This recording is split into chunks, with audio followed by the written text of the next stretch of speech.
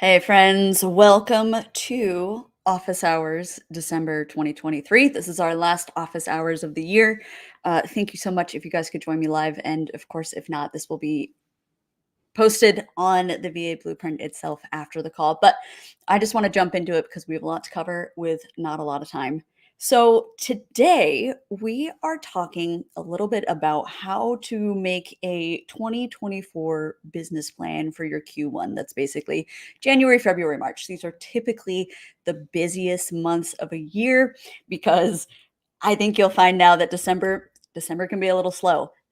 Your clients are people who are equally excited for the holidays. Maybe they're taking vacation with their family. Maybe they're just wrapping up some work stuff. So for us VAs, December can be typically a lot slower than, especially January, a time when everybody comes back refreshed, ready to hit the ground running, with full of ideas and ready to churn out a lot of work.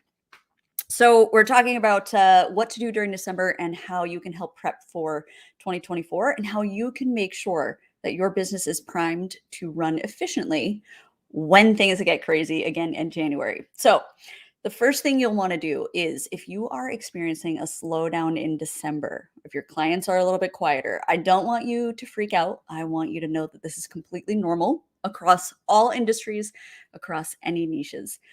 Something that we all should be doing at this point is revisiting our current systems.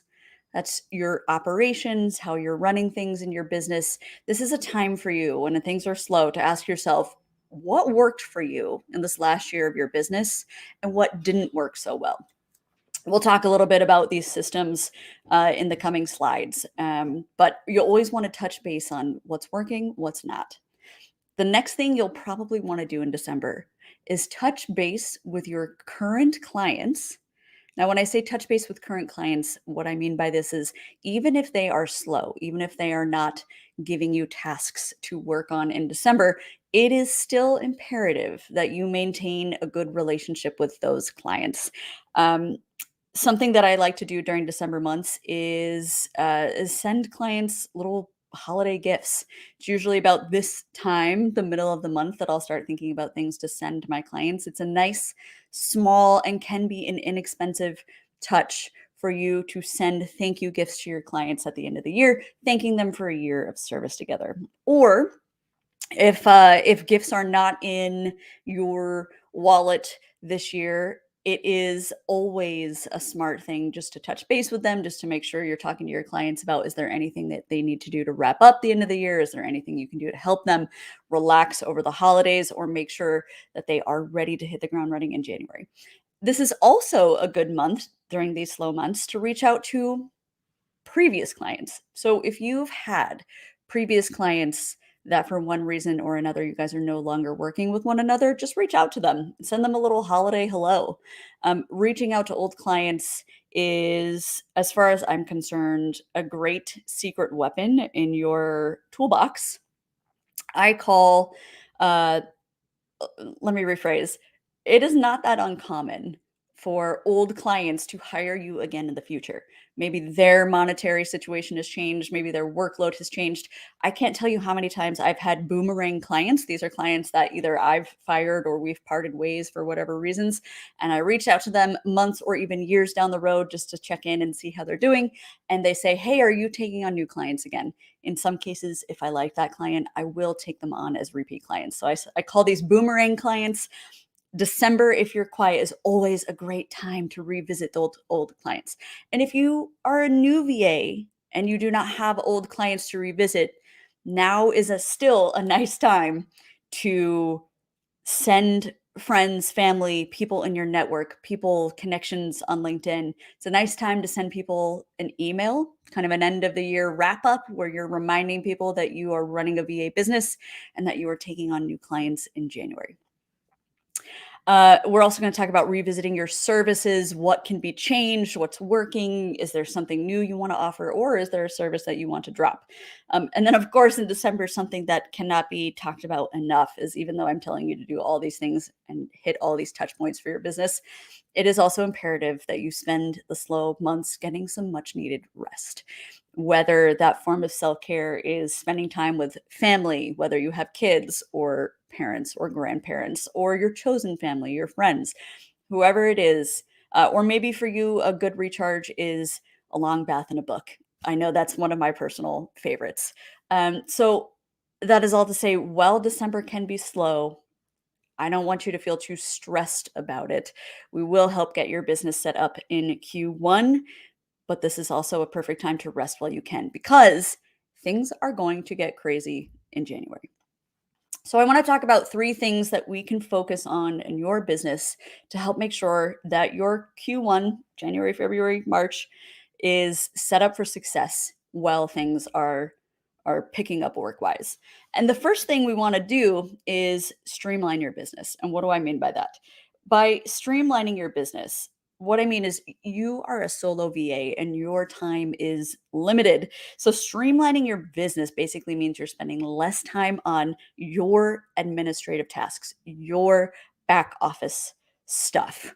It's spending less time on your invoice system, your contracts, time tracking, emails, making sure that all your templates are in order. It's less time on the admin stuff and it's more time spending with your clients, direct work that bring money into your business because the admin stuff that you have to do to keep your business running doesn't necessarily pay the bills. So I want you to spend less time on your admin and more time focusing on client work that brings revenue in.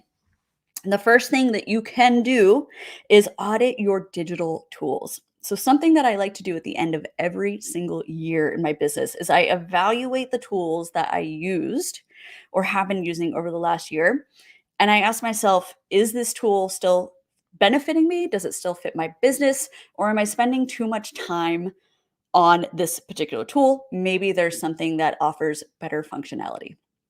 To give you an example, this is the year that I finally ditched Notion. I've been kind of hanging on to using Notion for far too many things, for to-do lists, for CRMs, for tracking, et cetera, et cetera. I realized that while Notion is a very cool free app, I was actually spending more time organizing the app than I was doing client work. Um, and that was just for me personally.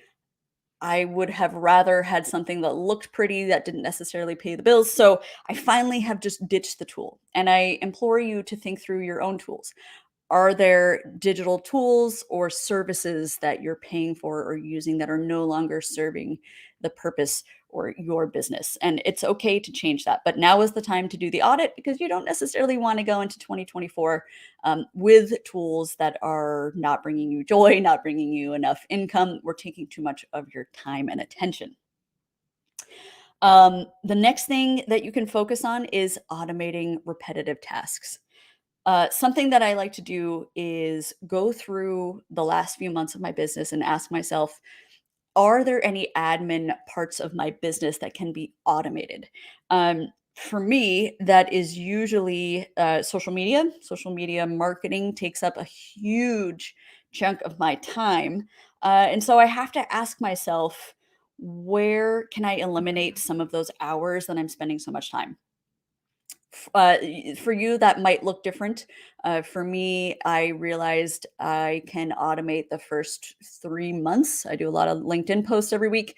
LinkedIn will allow me to automate the first 3 months. So, January, February, March, I have already gone through and automated posts that I'm going to send out on a weekly basis. So, for me, I know that that gives myself 90 days where I don't have to really give any direct attention to the posts. And sure, every few days I can go onto LinkedIn or even every morning just for a few minutes and see how things are performing. I can respond to people who are interacting with me on these uh, things that I'm sending out on a weekly basis. But I don't need to do what I did this last year, which was spend way too much time racking my brain on the type of content that I was going to send out, and way too much time making that content in the moment and releasing it right away. So if you have anything that can be automated in your business, now would be the good time to set that up. It might be social media posts for you on various platforms. It might be setting up invoices. If you have clients who pay you a flat rate on a regular cadence, you can set up your invoices to be automated and go out at the end of every month in 2024. So just something to think about. If there's anything for you that can be automated, I highly recommend that you do that. Another thing I always like to do is re-optimize my workspace. So physical workspaces really play heavily on my mental well-being and my mental space. For me, a well-organized workspace definitely helps decrease stress that I feel. It helps me improve productivity because I'm not constantly thinking like, "Oh, I need to do the dishes or I need to do my laundry."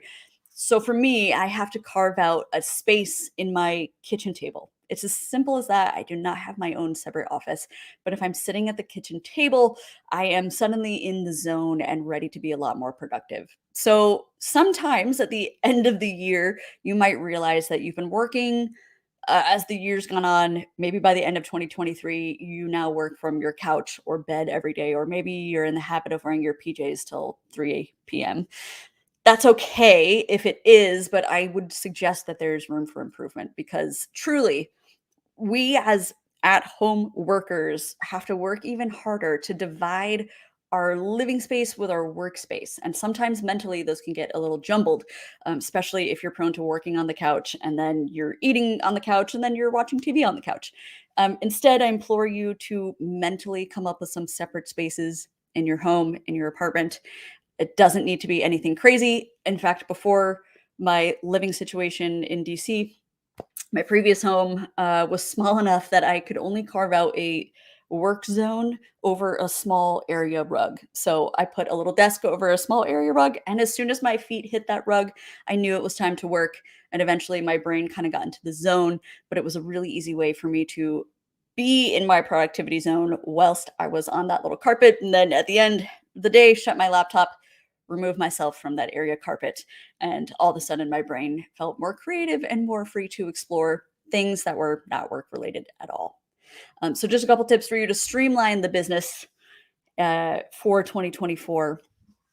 Something I mentioned, but I really implore you to do is revisit the relationship with your clients. So strong client relationships are the basis of our business. Clients Happy clients lead to repeat business, and happy clients are more likely to refer you to people in their network. So it's pretty important that not only at the end of this year are you touching base with clients, but that in 2024, you come up with a plan to make sure that you are more in touch with your clients than you currently are. My first suggestion for everybody is adopting a proactive approach to building relationship with your clients. And that proactive approach usually comes in the form of regular calls, regular video check-ins. These are weekly face-to-face conversations that no matter where or you or your clients are in the world, you guys can still meet face-to-face on a once a week basis. I can tell you over the years that I've been doing this, overwhelmingly, the clients who respond the best to me in my work, the clients who stick with me for year after year after year, the clients who give me the referrals are the ones that I make the most effort to chat with in some sort of video chat on a regular basis. So if you are not already doing this in 2024, I highly recommend that you talk to your current clients and you suggest a weekly check-in with them. It could be Monday if you guys want to talk about what the week might bring, or maybe is coming down the pipeline. It could be Friday. I do Friday check-ins when I talk about what's worked well this week, what kind of tasks are still pending, what's coming down, you know, on their calendars the next week. But come up with a date you yourself. But regular check-ins are a super powerful way to help you build strong relationships faster. The next thing that I want you to seriously consider doing for quarter one is asking your current client basis for referrals. Referrals are totally normal and I'll say expected in December, but especially in January, February of the new year. Clients expect you to ask for referrals. You are a business owner. And if you are not taking the opportunity in the new year to say, this is my business, these are my services, I've revamped services, I'm offering new things, maybe you've dropped some services, but just remind your clients that you are taking on new people. And typically, people are more likely to hire virtual assistants in Q1 anyway, because January, February, March, they are so busy with their own businesses that this is the time of the year that most people are jazzed about their business. Most people are invested. Most people are ready to hit the ground running. And this is the perfect time for you to say, hey, clients, I'm taking on more work. If you know of anyone in your network, please send them my way. It could be as simple as that. I do have a referral script in the VA blueprint. So if you need to revisit that simple script, definitely do so. Bookmark it, use it for your own clients. But if you've never asked for referrals before, I promise you it sounds scarier than it is. You can do this. You are brave. You are building a business. And like I said, clients expect you're not guaranteed. They're not guaranteed to give you a referral immediately, but I think all clients expect and want to see you succeed. So do seriously consider asking for referrals as we go into quarter one as well. And then another thing, oh, consider sending your clients a gift. I almost skipped that one right over. Yes. This is something that I do every December. I actually just sent my clients little gifts. It's usually in the form of a candle. I think I've done a different candle every year. It does not to mean need to be big or extravagant. It does not need to be a huge part of your paycheck. But clients who I have sent gifts to every holiday season, they are usually beyond touched that I would send them something to say, thank you for your service in this last year. I really look forward to continuing our services together in the new year. I pretty much use that same message for every single year. But the clients who have been with me longest, they know every year they're going to get something in the mail. And a lot of them look forward to it. It makes me happy. It makes them happy. It's a small, easy way to build those relationships for your business that don't have to cost that much money. And then the third thing I want to talk about for Q1, of course, is prioritizing your continuous learning because the VA industry is constantly changing. So keeping your skills sharp and then staying abreast of industry trends will help you remain competitive. And I'll give you an example. A few years ago, transcription services were like the biggest thing that VAs were offering. I myself was offering transcription. I can't, blah, blah, blah, blah. Let me start over. I also was offering transcription services for a little while. And then tools came out like Otter, uh, even Google Voice. What else came out? Google Meet came out with a way to transcribe videos live. So services like Otter, or what's the other one I use? uh Gosh, I can't remember. Anyway, irrelevant. There's another tool that one of my clients uses. um it forced me to reconsider what services I was going to offer because the tools changed and the services, it no longer made sense for me to do slower transcriptions at a higher price point than having a client just simply upload a video or a document, having some sort of, Otter transcribe it in 15 minutes for a lot less money. So things in the industry will change occasionally. In 2024, we'll probably see a lot more people adopt AI. I know some of my clients are starting to adopt ChatGPT and Bard a little more seriously than they had in this last year. But I think that now that some of the ChatGPT hype is calming down, some people are understanding that it is useful for certain things. It's great for making edits. It's great for writing blog posts. So for the VAs out there who are doing content writing or copy editing, or you're doing proofreading, those services that you're offering might become less of a factor in your business because clients might know rather than giving you something to proofread, they can copy and paste it into Chat GPT and get something much faster. Now, I'm not saying that that is going to happen to your business, but it is always important for us to keep an eye on the trends and figure out where we might need to shift to stay ahead of the tools that are coming out online.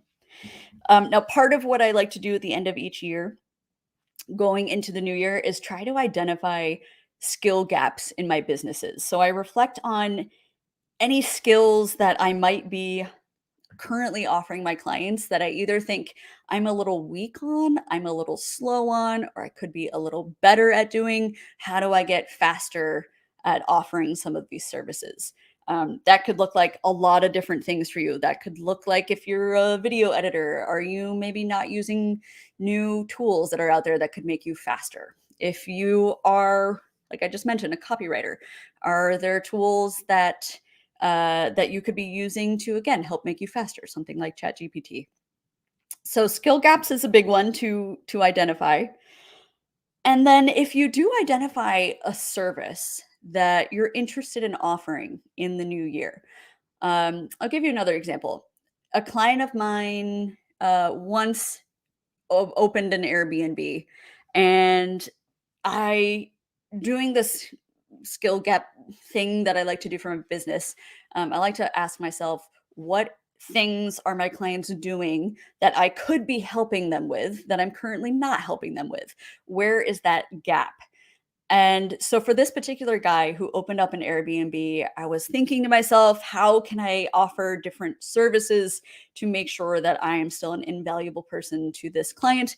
And I realized that I could be his remote Airbnb person, his go-to person. I could be the one to check his inboxes. I could be the one to check his requests, or if guests had questions, or I could be the one to respond if somebody forgot a code or lost a key, or one time his padlock died and I had to find someone to replace batteries.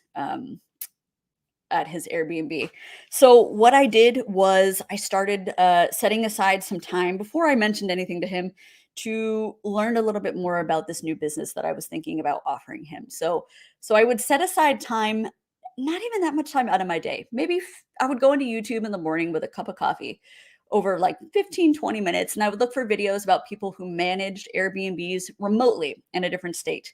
Or I would go on and over my lunch hour as I was eating my lunch, I would watch a couple videos about what really great super hosts were offering to their guests. You know, was it booklets? Was it printouts? Was it maps? Was it snacks? Whatever it was, I was trying to info gather and learn so that when I approached my client with the offer and I said, "Hey, Mike, uh, can I be the person to oversee your Airbnb?" And I gave him a couple examples of things that I've been thinking of, things that I've learned from YouTube.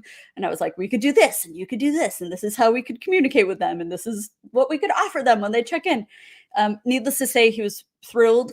I think it was something that he didn't really want to manage himself anyway, or at least realize that it was a lot of work. And we came up with a new payment schedule. So I did increase my rates with this particular client because I was adding a new service to his service repertoire. Um, and that was something that came from this kind of identifying gaps, identifying things and new opportunities that your clients might be working on in their life. Ask yourself this December, coming into the new year, is there a way that you can implement yourself into that new thing that your client is getting into? So, yes, and I think that's all that I have for you. That upselling your services, I think I would like to end on, because upselling your services is actually a great way to make more money with your current clients and apply the things that you're learning to your business. So you can always apply the things that you're learning to different people in your business or to help your own business out. So those are my three things for you to consider doing as we go into quarter one of 2024. Um, Hello, everybody. And I see a couple people joined a little late. No worries at all. I'm going to post this video to VA Insiders, sorry, to the Blueprint so that you guys can rewatch the beginning as needed. But if anybody, how is everybody doing? How's everybody feeling this December? Are your businesses a little bit slower? Mine might have slowed down a little bit. Two of my clients are still full speed ahead until like Christmas Eve, and one of them just went on vacation today, so she'll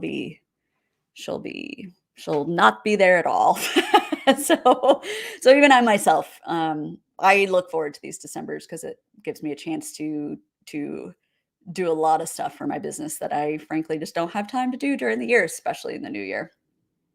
Does anybody have any questions before we kind of wrap up? And I know that this was a shorter one today, but I want to open this up to questions and make sure that you guys are feeling good before the holiday season. Hey, Alyssa, congratulations. Okay, so Alyssa just got a client. Um, if you can tell us how you connected with this person. Was it by a referral? Was it direct marketing, direct outreach? Just curious. Always happy to hear how people got new clients. That's very exciting. Um, Sharon, I totally feel you feeling frustrated by leads not panning out. I totally hear you.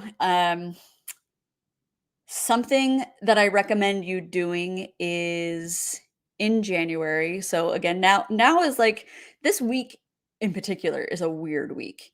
Um, because people are just trying to wrap up stuff and then head out for the holidays. So December can be a little weird. Sharon, put a note on your calendar the first or second week of January. So we're talking like the week of January 8th to reach back out to all the leads that you have recently connected with, touch base with them, offer to get on a one-on-one call, offer to grab a remote coffee, talk about their needs for January and how you might be able to help them. But just keep touching base with those people. Same for any people that you've connected with over the year. If it didn't pan out, or if you worked with any clients who had small temporary projects, reach out to those people in January. Send them a hello, well wishes, hope they had a good holiday, and just a reminder about your services, your rates, and how excited you are to work with them in the new year. Alyssa, that's so awesome that they found your website on Google. Nothing feels better than a direct outreach when a client finds you. Match made in heaven. Well done. And you must have a great website, by the way, which I would love to see, because if you can convert clients on a website, you are doing amazing. Dom, any thoughts on obtaining a project management certificate? Here are my thoughts on certificates. Clients, in my experience, don't necessarily care what your certifications or education are, with the exception of if they are specifically hiring a VA project manager, which I'm not going to lie is rare. We do have another student on here who actually does project management stuff. She is a certified project manager. Now, having said that, no one has ever asked her for her certifications. Um, so that's just on one side. But on the second side, certifications can help give you something that you cannot, and that's social proof. Like you could tell your client, I'm a great project manager, but unless you have something to back it up, whether that's previous client work, if you don't have anything to showcase for it, then a certificate can be the thing that you're like, look, I'm certified in this. This is the program I did. There are tons of good certification programs out there on project management. There's Coursera, as Sharon is mentioning. Coursera has some great courses. Alice, there's a website just called Alice that does all free certifications from professors. It's like recordings of their lectures. They've got project management stuff up there. I have no doubt that Udemy probably has some. So look for certifications. You know what? Um, Google might have one as well, because Google actually has some really great courses. So I would say if you can find a certification course that's from a certified project manager or has a name like Google to back it up, you are golden. But yeah, I think certifications, if you've got the time, if you've got the interest, it can't hurt. It absolutely can't hurt. I don't know that it's going to be the thing that's like going to make or break your services, but like I said, certifications are a great way to have some social proof and to learn a new skill while you're at it. Grace, you left an agency after working with a large client directly. That is awesome. I'm so happy for you. That is absolutely the dream. I definitely recommend that you tell your big client that you're taking on more clients. So ask them for referrals into the new year. And especially if you like working with this client. I find that clients tend to have like-minded people in their network. So if you like this person and they pay good money, chances are their network also can afford nice rates and are nice people. Okay, let's see. We have a couple votes in the comments about people doing Coursera courses. Coursera is a very great website. Dom, if you do pick a project manager certification course, share it with the group because I know a handful of people would love to have that skill set under their toolkit as well. So I would love to see what you're taking and if you're enjoying it. Okay, Grace, what payment platform you like using? So, okay, so there's so many different ways to get paid. There's so many different options. Um, I have, like Sharon, I connect PayPal to my invoicing systems. Um, in the past, I've connected my invoices in PayPal to Harvest, a time tracking. I don't time track individually as much anymore, so I've connected it to Indie, the platform that I send invoices through. I also have a couple big clients that pay me direct deposit. They are at big enough companies that their companies have a payroll account, and I give them my bank account details and they deposit money into my account every month. Um, I'm going to be the first one to tell you that direct pay is my favorite. So if you are working with not necessarily an individual client, but if you're working with somebody who's part of a company or a startup, they typically can do direct deposits.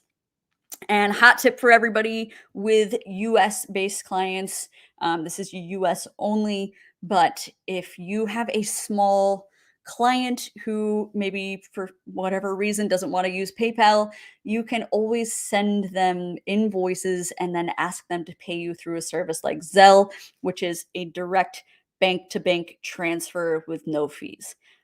Some clients are open to that and into it, and some are not. I have a client who sends me payments on Zelle because it's a bank to bank transfer and it's easy for her. I have another client who hates to do that because they want more of a paper trail.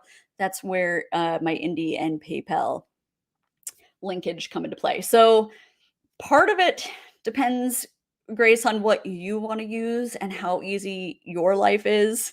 I'm all about automation. Indie's pretty easy for sending out invoices. They pay, and boom, Indie sends out a receipt to show that they've paid the invoice. So something like that is super easy. It's automated. You don't really have to think about it that much.